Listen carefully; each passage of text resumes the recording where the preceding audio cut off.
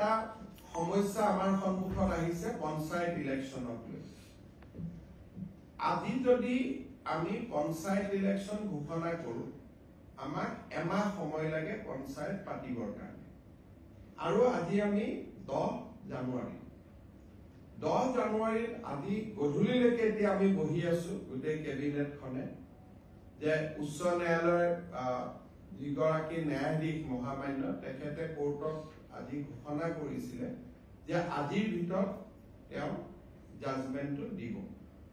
কিন্তু এতিয়ালৈকে আমি বহি আছো জাজমেন্টটো অহা নাই গোটেই কেবিনেটখনে ইনফেক্ট 3 ঘণ্টা সময় আমি বহি আছিলো যে জাজমেন্টটো আহিব অলপ পিছত আহিব এতিয়া আহিব এনেকে আমি অপেক্ষা কৰি আছো ইনফেক্ট দিনৰ 2টা বজাৰ পৰা আমি অপেক্ষা কৰি আছো সাধাৰণতে চৰকাৰসমূহে পঞ্চায়ত পাতিব নোখোজে যে আমি পঞ্চায়ত নাপাতো ইমান ইলেকশ্যনত আমি ৰিস্ক নলওঁ বিশেষকৈ বিধানসভাৰ নিৰ্বাচনৰ আগে কোনো চৰকাৰে পঞ্চায়ত পাতিব নোখোজে আমি পঞ্চায়ত পাতিবৰ কাৰণে উদ্গ্ৰীৱ হৈ বহি আছো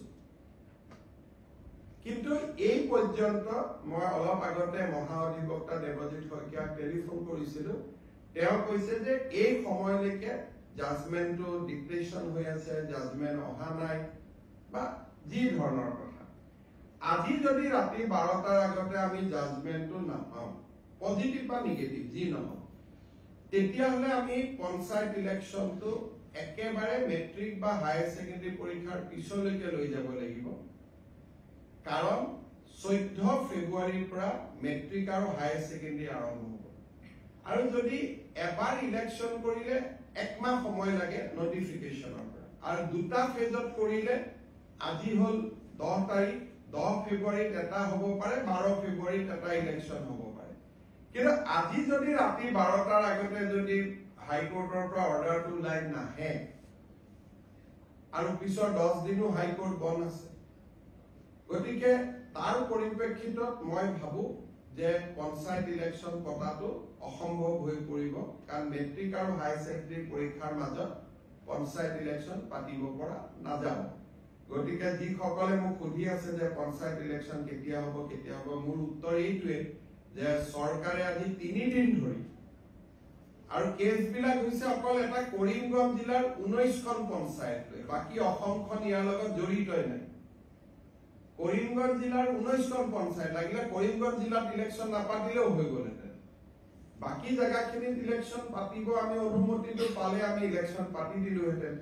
এই 12টা বজালৈকে আমি অপেক্ষা কৰিম কিন্তু আজি যদি ৰাতি 12টা বজাৰ ভিতৰত যদি নাহেগৈ হাইকোৰ্টৰ পৰা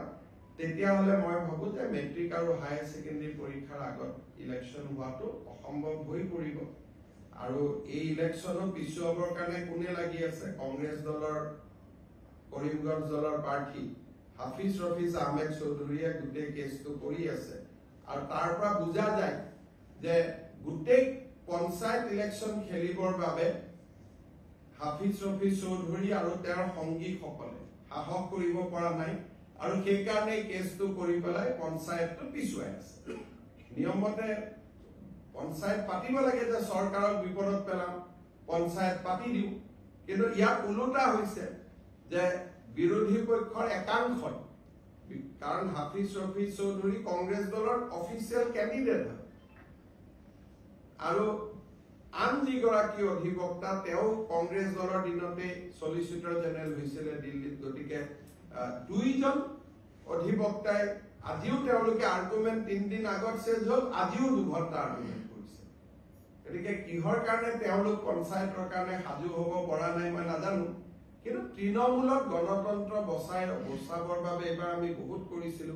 পাৰ্টি লেছ কৰি দিছিলো যে কোনো পাৰ্টিৰ হ'ব নালাগে যাতে অৱসৰপ্ৰাপ্ত শিক্ষক অৱসৰপ্ৰাপ্ত ডক্টৰ সকলোৱে যাতে ইলেকশ্যন খেলিব পাৰে ভাল পৰিৱেশ হয় পঞ্চায়তৰ পৰা দুৰ্নীতি নোহোৱা হয়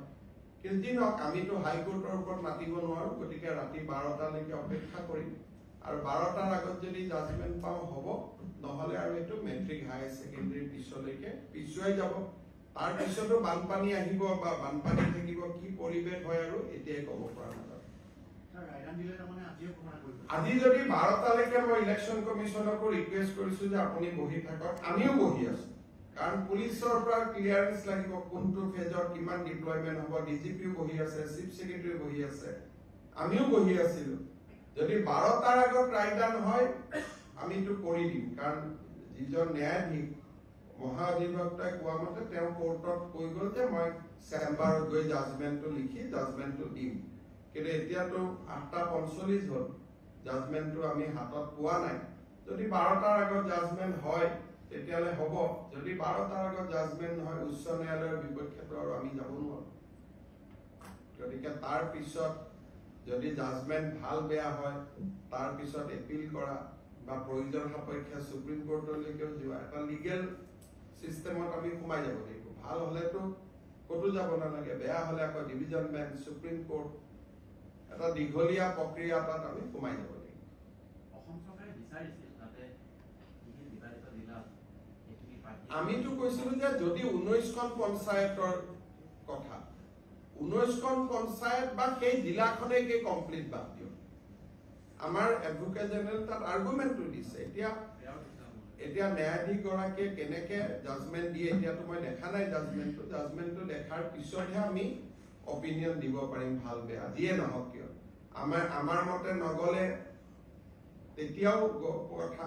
কিন্তু আমাৰ ফেভাৰতো যদি যায় আৰু জাজমেন্টটো কালি পাওঁ তেতিয়াহ'লে ইলেকশ্যন নহ'ব 12টাৰ আগতে পালেহে ইলেকশ্যন হ'ব নহ'লে মেট্ৰিক পৰীক্ষা হায়াৰ ছেকেণ্ডেৰী পৰীক্ষাৰ ইমান ওচৰত গৈ ইলেকশ্যন পাতিলে ছাত্ৰ ছাত্ৰীসকলে সমালোচনা কৰিব গতিকে যিসকলে মোক পঞ্চায়তৰ পৰা সুধি আছিলে এইখিনিকে মই জনালো হ'ব